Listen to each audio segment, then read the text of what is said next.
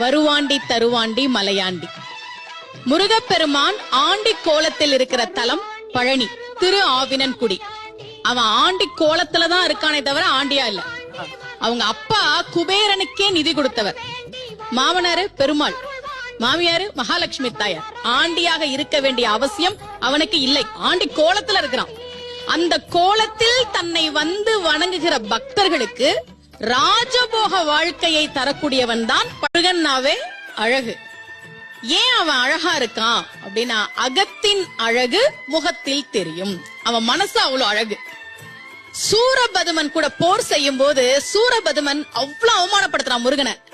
பல் முளைக்காத பாலகனே உயிர் பிச்சை தர ஓடி போங்கிறான் சூரபதுமன். ஆனா முருகன் சூரனை வதம் செய்த போது கொல்லல, சேவலாகவும் மயிலாகவும் மாற்றி தன்னுடனேயே வைத்துக் கொண்டான். அந்த மனதினுடைய அழகுதான்